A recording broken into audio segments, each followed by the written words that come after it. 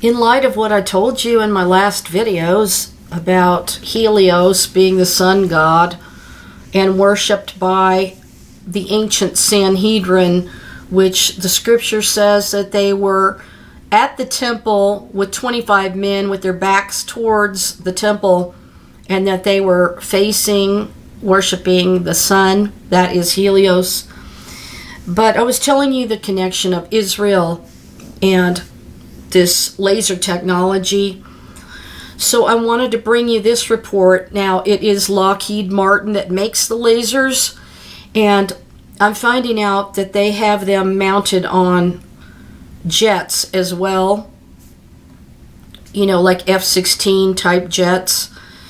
I'll get into this article, which, you know, Lockheed Martin is partially at least owned by BlackRock CEO, Jewish man, Larry Fink.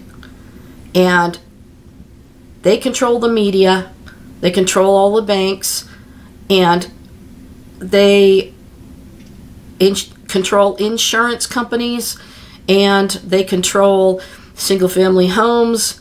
And as I reported, when I was shocked to find out that they have violations against indigenous peoples, like Native Hawaiians and others. But today I want to bring you this article. Texas Jewish Post writes this: Israel teams up with Fort Worth's Lockheed Martin. That Lockheed Martin is the company that builds the military-grade directed energy weapons and also microwave weapons.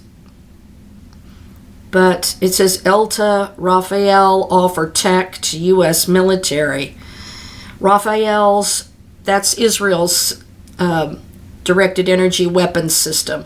Spice guidance systems on board an F-16 now produced by Lockheed Martin. So there you go. They have their directed energy weapons on F-16s now.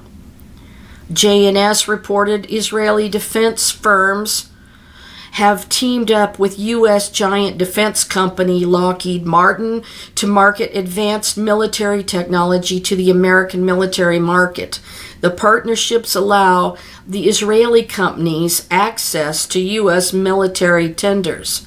Israel's state-owned Rafael Defense Company announced in recent weeks that it had signed a teaming agreement with Lockheed Martin to jointly develop, market, manufacture, and support the company's Spice guidance kits for air-to-ground bombs.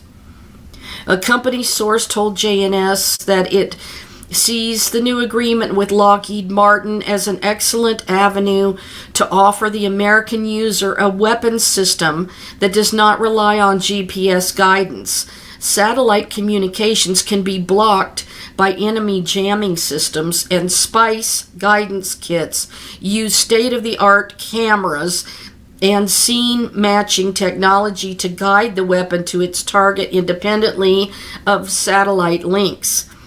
This is crucial in today's GPS-denied environments, the source said, and he noted that Rafael is also engaged with Lockheed Martin for the joint marketing of the company's Spike Fire and Forget precision missiles, which are now already in use in the militaries of 31 countries.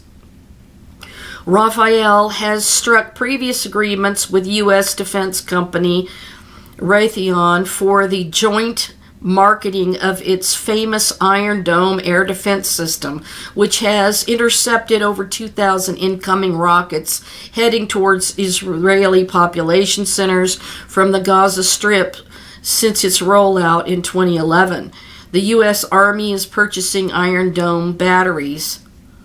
Finalizing this latest exclusive agreement with Lockheed Martin with Israel sets the scene for our two companies to provide unmatched mid-range guided air-to-surface weapon systems, said Yuval Miller, Executive Vice President and General Manager of Rafael's Air and C-41SR Division, in a company statement.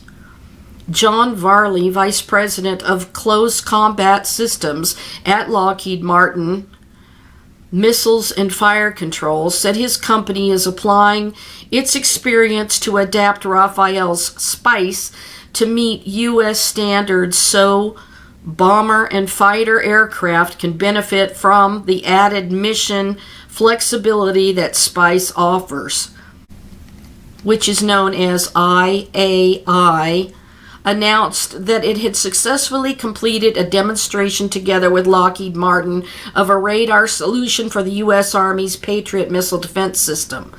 The demonstration was held as part of the U.S. Army's lower-tier air and missile defense sensor program and has seen companies compete for a contract to provide radars. The demonstration, held at White Sands Missile Range in New Mexico, used a well-known ELTA filter, which is also used by Rafael's Iron Dome. Company sources told JNS that the U.S. Army is expected to announce its selection by September, representing a short time frame. The sources said the demonstrations in New Mexico, dubbed by some local media as the Radar Olympics, took place over a 2-week period. ELTA and Lockheed Martin are competing jointly against Raytheon and Northrop Grumman for the contract. Without local U.S. partnerships or a presence via American subsidiary, it's difficult for Israeli companies to gain the required tender information in the required manner. ELTA also received assistance from the Israeli Defense Ministry's Home Administration, which oversees the development of air defense systems. During the 2-week demonstration period, the Lockheed Martin and ELTA teams completed a series of air and missile defense exercises showcasing our radar solution and how it will meet the Army's requirements, ELTA said in a statement. And the company noted that both it and Lockheed Martin have produced several new generation radars in recent years and that both bring mature technology to the U.S. Army's requirements. Rob Smith, Vice President and General Manager of Radar and Sensor Systems at Lockheed Martin, stated, "We will leverage technology that is production ready and proven in the field, allowing us to meet the Army's requirements quickly and provide qualified systems within 24 months after the initial contract award." Yoav Turgeman, IAI Vice President and CEO of ELTA, added, "We are confident that this cooperation with Lockheed Martin can provide the Army with a reliable solution." Okay, so it looks like that was posted July 22nd, 2019. So this tells you that Israel has teamed up with Fort Worth's Lockheed Martin and their Rafael system of the directed energy weapons that Lockheed Martin makes. Israel is in contract with them not only for the directed energy weapons, which they manufacture at Rafael as well in Israel, but also, it shows that they are working with Lockheed Martin. So then, another article on December 5th, 2022 from Reuters says Lockheed Martin, Israel's Rafael to develop laser weapons system. So this was 2022 in December. Jerusalem, U.S. weapons maker Lockheed Martin and Israeli contractor Rafael have teamed up to create a high-energy laser weapons system based on a technology already under development in Israel that could be market-ready next year, which is now, 2023. The idea, the company said, is to produce a version of the Iron Beam, which is a laser-based air defense system being developed separately by Rafael and Israel's Ministry of Defense, geared towards the U.S. market and elsewhere. Iron Beam passed a series of tests in the last year that proved the operational capacity of the system, they said, and Israel hopes to deploy Iron Beam as early as 2023 as a much cheaper alternative for neutralizing enemy rockets and drones than the interceptor missiles it currently uses. The system, a prototype of which was unveiled last year, uses lasers to superheat and disable aerial threats. This agreement will expand and diversify the capabilities we can offer to a variety of customers, said Yoav Har-Ivan, CEO of state-owned Rafael. Iron Beam is meant to be an addition to Israel's current air defenses bases on Iron Dome, David Sling, and Arrow systems that launch interceptor missiles costing between tens of thousands and millions of dollars each. So this would mean that Israel is developing the laser weapon system that Lockheed Martin has with the U.S. Navy that is called Helios. And ironically, the ancient Sanhedrin worshipped Helios, the sun god, and that's the name of this weapon. And it's being developed with Israel, in Israel, as well as the Rafael system that they have there. So let me just read this from LockheedMartin.com. It says, more than a science fiction laser. Some may expect to see a sci-fi beam emanate from the LLD, which is the layered laser defense of theirs, but the high-energy laser is actually invisible to the naked eye. The laser is outside of the frequency that your eye can see, and you have to view it in a different wave band. And unlike in Star Wars, the layered laser defense beam doesn't blow things up on contact. According to Davidson, it's more akin to precisely focusing a giant blowtorch on a distant moving target. We're using coherent light to burn holes through threats to defend our people and assets, as opposed to using kinetic weapons, Davidson said. Lockheed Martin's one-team approach. Lockheed Martin has spent 40 years designing and developing optical systems targeting algorithms, electromagnetic energy systems, and elevating laser power to create ever more potent directed energy defense systems. With the LLD, strengths were leveraged from across the corporation, from research and development to a successful set of shoot-downs on the range. This critical capability is the result of Lockheed Martin's decades of investment in research. The successful test is the culmination of collaboration across the company to provide an important layer of protection for our nation. The faster and more agile the target, the more difficult it is to control the laser beam to destroy it. To overcome this, the LLD's common path architecture and calibration and alignment system provide precise and stable co-alignment of all lasers and sensors, thus achieving precise aim point selection and maintenance. Our beam control technology enables precision equivalent to shooting a beach ball off the top of the Empire State Building from the San Francisco Bay Bridge. As far as how the laser is steered, that's where the beam director comes in. It uses mirrors to guide and steer the beam. If they were not super reflective and precise, then the laser would burn a hole through the optics like it does the targets. I think the heart of the system is the high-energy laser and beam control. We have to control, contain, and monitor that laser through the beam director optics that have to reflect about 99.99% of the energy to keep them from burning up.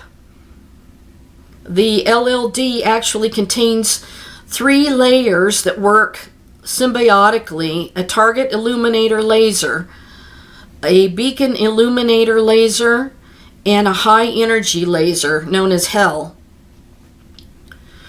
The first one is called TIL, is used with a fine tracking telescope for engagement quality tracking of targets, while the second illuminator laser, called BIL, measures atmospheric distortion and uses adaptive optics to focus the HEL, which is used to destroy the targets. The weapon systems control system is what transforms the LLD's subsystems into a defensive weapon. Its battle management system, provided by MFC's Air and Missile Defense Team, monitors airspace, tracks and evaluates potential targets, and identifies and prioritizes threats. It also works with the beam controller to keep the laser on target and determines that the target has been destroyed. It's clear that lasers have earned their place on the battlefield, and the layered laser defense has shown that Lockheed Martin can deliver critical capability at the speed of light. The teams who produced the layered laser defense foresee its directed energy technology becoming part of a layered defense system where lasers are used when appropriate, allowing more traditional munitions to be used when they're needed the most.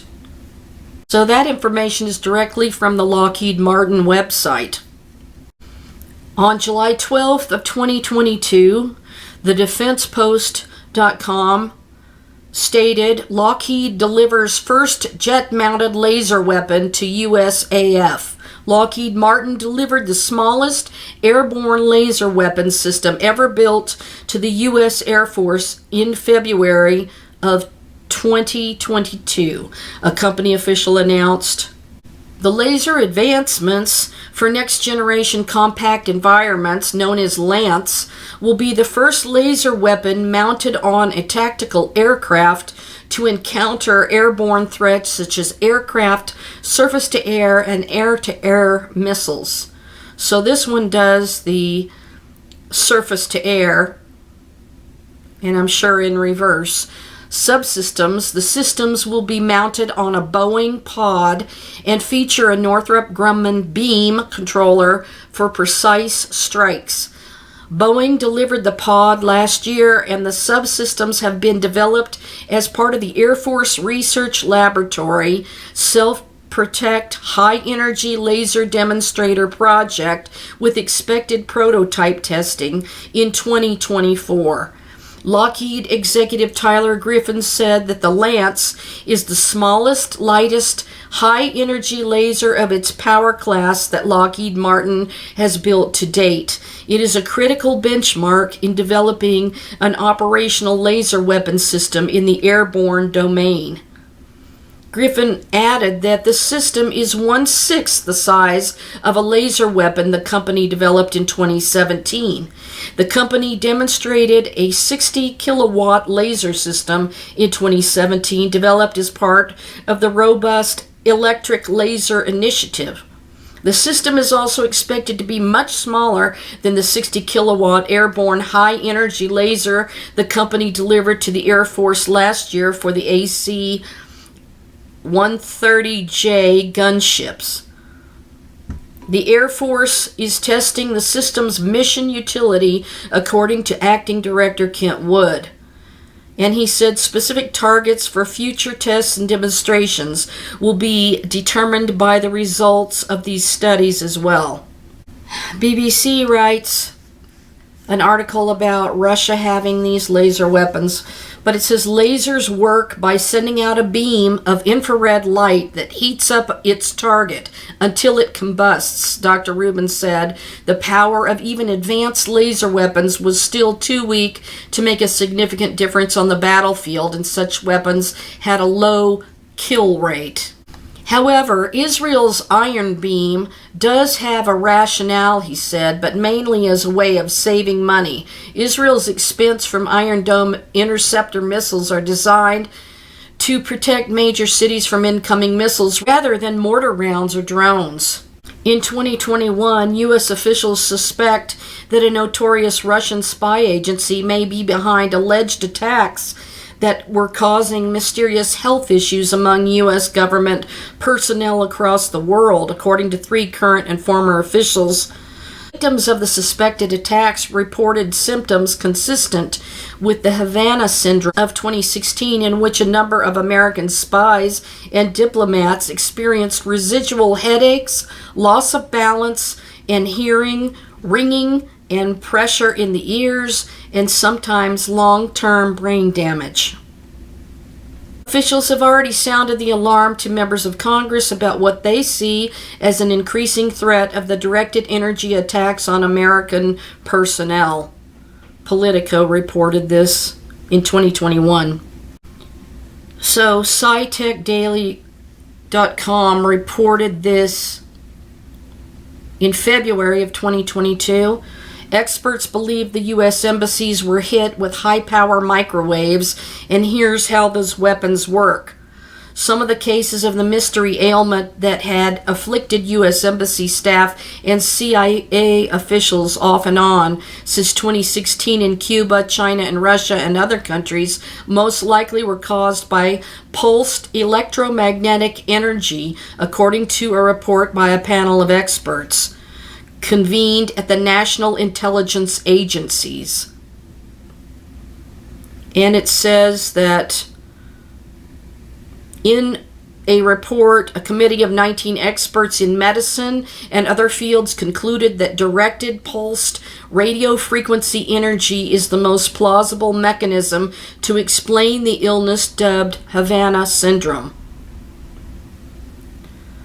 And I'm not going to read all of this. I'm just going to tell you exactly what this does. Pulsed power generates short electrical pulses that have very high electrical power, meaning both high voltage up to a few megavolts and large electrical currents, tens of kiloamps. And that's more voltage than the highest voltage long-distance power transmission lines and about the amount of current in a lightning bolt. Wow.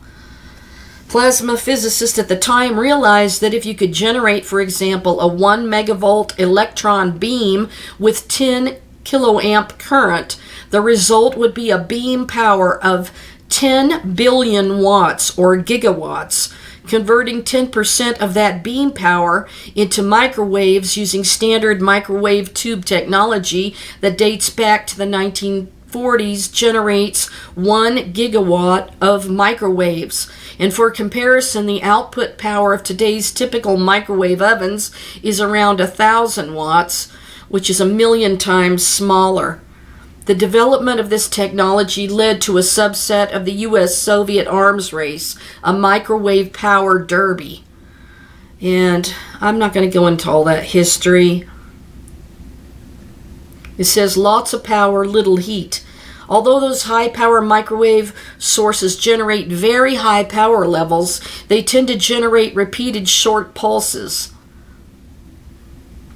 which is why the Department of Defense is interested in these devices. Here's how it affects people.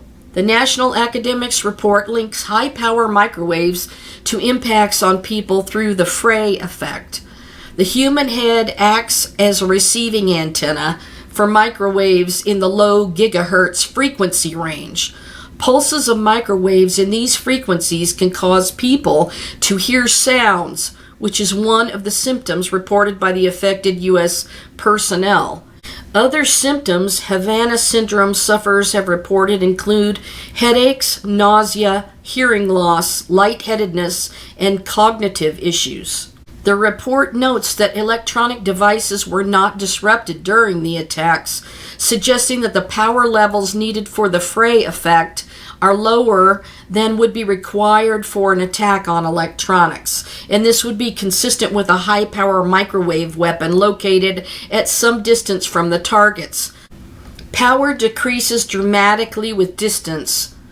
through the inverse square law, which means that one of these devices could produce a power level at the target that would be too low to affect electronics, but that could induce the fray effect.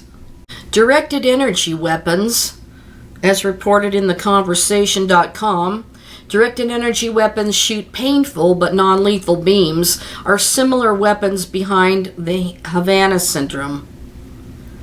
And it says, if Havana syndrome turns out to be caused by weapons that shoot energy beams, they won't be the first such weapons.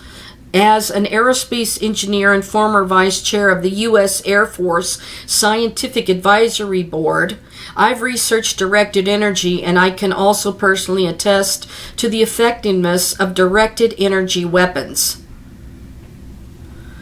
In 2020, a study on Havana syndrome by the U.S. National Academies of Sciences, Engineering, and Medicine concluded that more than 130 victims experienced some real physical phenomena, and that the cause was most likely some form of electromagnetic radiation. And these incidents began in 2016 with reports of multiple personnel at the U.S. Embassy in Havana, Cuba, experiencing alarming and unexplained symptoms. The symptoms included a feeling of pressure on the face, loud noises, severe headaches, nausea, and confusion. In some cases, the victims seem to have been left with permanent health effects. Scientists from Cuba's Academy of Sciences issued a report refuting the U.S. National Academics report and ascribing the reported symptoms to psychological effects or a range of ordinary ailments and pre-existing conditions. But based on my own experience, directed energy appears to be a plausible explanation. Here's how these beams affect people. At the right wavelength, there is a very wide range of electromagnetic waves that are characterized by wavelength, which is the distance between successive peaks. These waves can interact with different types of matter, including human bodies, in a variety of ways. At short wavelengths, a few hundred billionths of a meter, ultraviolet rays from the sun, Helios, I have to add that word, can burn the skin surface if someone is exposed for too long. Microwaves have longer wavelengths. People use these every day to reheat meals. Microwaves transfer energy into the water molecules inside food. The U.S. military has developed a directed energy technology that shoots beams of a slightly longer wavelength in a focused area over distances up to a mile. This directed energy technology was designed for non-lethal control of crowds. When these waves interact with a person, they pass through the skin and transfer energy to the water that lies just under the surface. Whoa.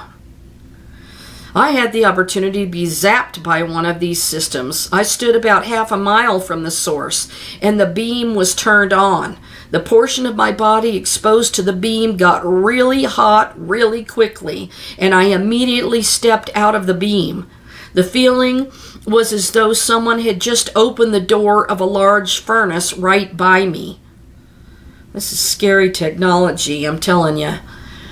At even longer wavelengths, electromagnetic radiation can interact with electronic systems and be used to disable computers and control systems. And for these waves, interaction with matter generates electrical currents and fields. The military is developing these technologies to defend against drone attacks. It's plausible that at just the right wavelength, an electromagnetic beam could be projected over hundreds of yards to create the symptoms seen in Havana syndrome incidents.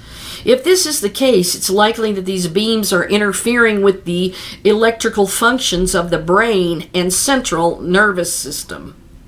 For example, the fray effect involves microwaves activating the auditory sensory nerves. Other studies have noted potential effects of microwaves on the central nervous system, such as decreased response time, social dysfunction, and anxiety. Further study is needed to determine the cause of Havana syndrome incidents. Unfortunately, this type of electromagnetic radiation does not leave a telltale trace like sunburn, which makes it difficult to be certain of the explanation. While the results of the national academic study were made public, it is likely that federal agencies are carrying out additional activities behind the scenes to try to explain these incidents and determine who is to blame. Similar to responding to cyber attacks, though, the government may be reluctant to release too much information to the public because it could reveal techniques for detecting and countering the attacks. If the source of Havana syndrome turns out to be electromagnetic waves, then in principle, buildings could be hardened against them. However, it would be expensive and would still leave people vulnerable to outdoors. Perhaps the best option to prevent further attack is detection. It is relatively simple and inexpensive to install sensors to detect electromagnetic waves on buildings and vehicles. Such sensors could also help identify the location of the source of the attacks and in this way act as a deterrent. So maybe they should put these sensors in Lahaina even now. Assuming Havana syndrome is the result of deliberately targeted electromagnetic beams, employees of the U.S. government and other nations will remain susceptible to these attacks until governments take such defensive measures. Now, they also have this vehicle that has, it looks like a stop sign lifted up on top of the Jeep-like vehicle, and it shows a laser beam. And it says, pain without injury. The active denial system deters attackers by sending a non-lethal millimeter wave of electromagnetic energy causing a burning sensation. Wave penetrates the skin to 1/64th of an inch, causing a feeling similar to being on fire. 2-second bursts can heat skin to 130 degrees Fahrenheit. The antenna, that's the part that lifts up that looks like a stop sign, it focuses the invisible energy. Transmitter produces 95 gigahertz frequency waves. At 122 degrees Fahrenheit, people pull away reflexively. And it says your body is at normal at 98.6 degrees Fahrenheit. So the 2-second burst can heat skin to 130 degrees Fahrenheit. So this is really like such a diabolical weapon. I mean, the evil is just abounding. Directed energy weapons. This is military-history.fandom.com. It says this article is about real uses of directed energy weapons. And then they have a fictional one called ray gun. But a directed energy weapon, emits energy in an aimed direction without the means of a projectile. It transfers energy to a target for a desired effect. Intended effects on humans may be non-lethal or lethal. So they can do that thing where they heat up the water just under the surface of your skin.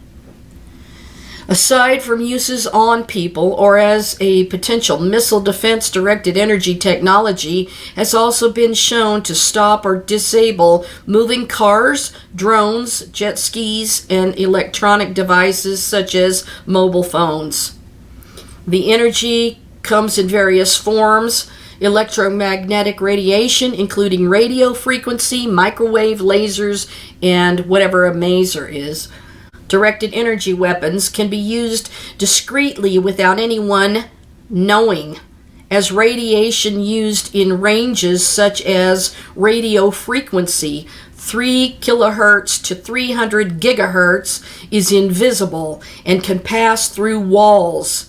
Directed energy weapons tend to be categorized by the frequency in which they operate, such as RF for radio frequency and laser, or the way in which they operate. Microwave weapons, although some devices are labeled as microwave weapons, the microwave range is commonly defined as being between 300 megahertz and 300 gigahertz, which is within the radio frequency range. And some examples of weapons which have been publicized by the military are as follows. Active denial system, that's the one I just told you about. That's on top of a Jeep-like truck. Is a millimeter wave source that heats the water in the target's skin and thus causes incapacitating pain. It's being used by the U.S. Air Force Research Laboratory and Raytheon for riot control duty.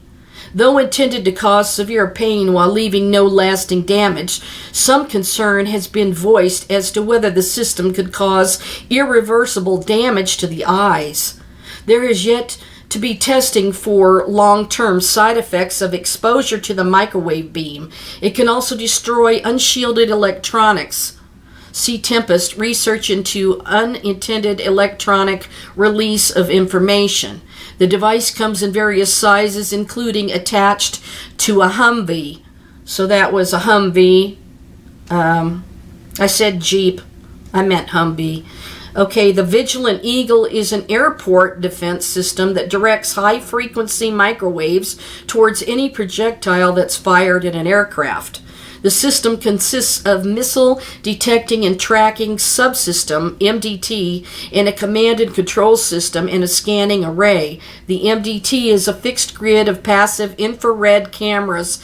The command and control system determines the missile launch point. The scanning array projects microwaves that disrupt the surface-to-air missile's guided system, deflecting it from the aircraft.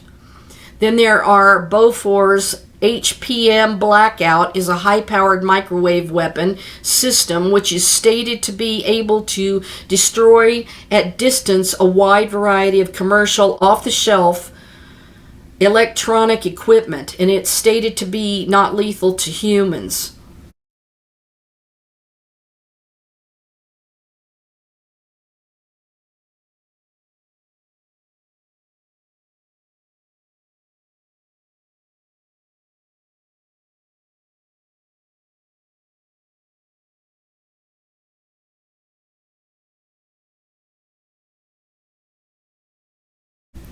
A 1 megajoule laser pulse delivers roughly the same energy as 200 grams of high explosive and has the same basic effect on a target.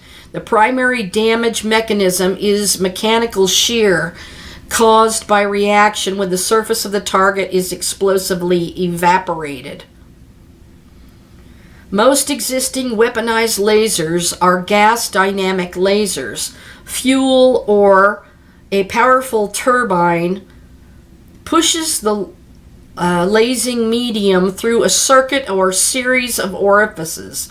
The high pressures and heating cause the medium to form a plasma and lace. A major difficulty with these systems is preserving the high precision mirrors and windows of the laser resonating cavity. Most systems use a low-powered oscillator laser to generate a coherent wave and then amplify it. Some experimental laser amplifiers do not use windows or mirrors, but have open orifices which cannot be destroyed by high energies. And some lasers are used as non-lethal weapons, such as dazzlers, which are designed to temporarily blind or distract people or sensors.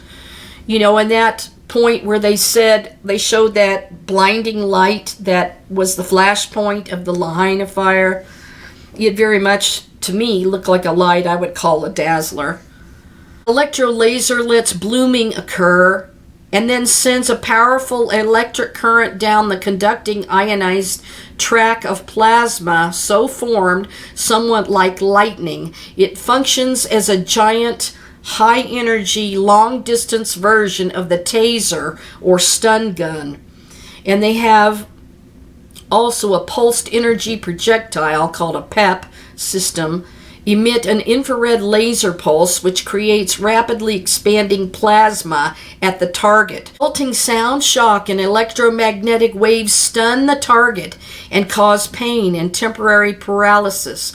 The weapon is under development and is intended as a non-lethal weapon in crowd control. And some of these are being made by Northrop Grumman. An electric laser is theoretically capable, according to Brian Strickland, manager for the United States Army's Joint High-Power Solid-State Laser Program, of being mounted in an aircraft, ship, or vehicle because it requires much less space for its supporting equipment than a chemical laser.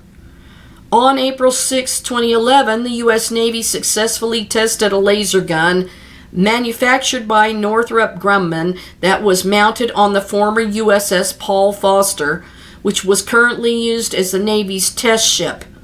When engaged during the test that occurred off the coast of Central California in the Pacific Ocean test range, the laser gun was documented as having a destructive effect on a high-speed cruising target, said Chief of Naval Research Admiral Nevin Carr. While classified, the range of the laser gun is attributed to miles, not yards. Northrop Grumman has announced the availability of a high-energy solid-state laser weapon system that they call Firestrike, introduced on November 13th of 2008, and that system is modular, using 15-kilowatt modules that can be combined to provide various levels of power. So then they go into specifics of how they tested these lasers.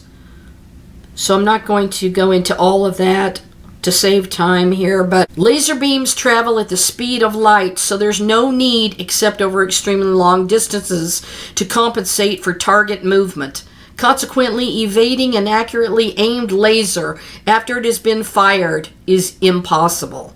Because of its extremely high speed, light is only slightly affected by gravity, so that long-range projection requires little compensation. Other aspects, such as wind speed, can be neglected at most times unless shooting through an absorption matter. Lasers can change focusing configuration to provide an active area that can be much smaller or larger than projectile weaponry.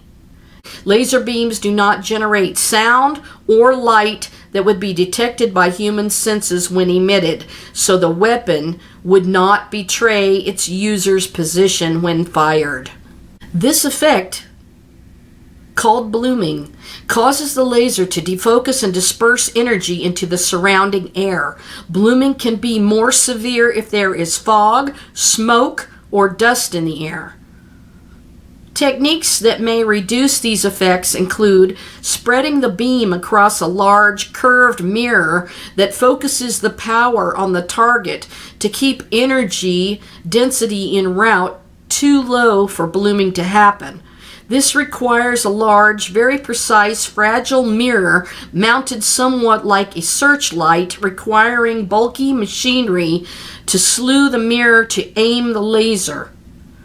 Using a phased array for typical laser wavelengths, this method would require billions of micrometer-size antennae. No known way to implement these, though carbon nanotubes have been proposed.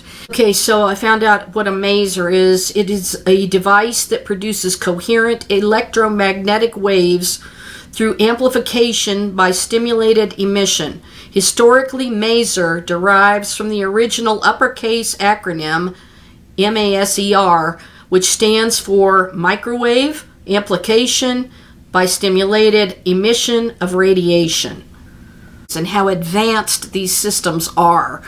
This is not some sort of conspiracy weapon at all. It's got many different aspects that do different things with the microwaves, causing it to disperse into the air. I mean, it could be a directed wave frequency beam. There's just all kinds of weapons. And all I could think of ending this is to saying, no weapon formed against us shall prosper. God is our protector, our shield, and our strength, a very present help in trouble. Basically, I just wanted to show in this episode that Israel has been working with Lockheed Martin, and also Israel had some rabbis and some civilians that protested. Larry FINK of BlackRock, who is at least part owner of Lockheed Martin. And he's the one who is got the violations for harming indigenous peoples, removing them off of their land. And these were articles that I read in the previous videos. So I hope that I brought you some more information that you didn't know to help us understand what these weapons do and how they are using them, not only to test them on targets, live human beings in some cases. Obviously they tested these and they know what they do to a human. So these are unprecedented times we're living in. It's really hard to stay upbeat and positive in these days, but we know that there is an almighty, powerful God, and He is coming to destroy all these weapons and inventions of men that destroy the earth and destroy the people in the earth. And evil will never prevail, just like it never has in the past. It may look like even though it looks like it's winning, it will not win in the end. And we all know that these people, this Sanhedrin group that's anti-gospel, anti-Jesus, are the Antichrist spirit.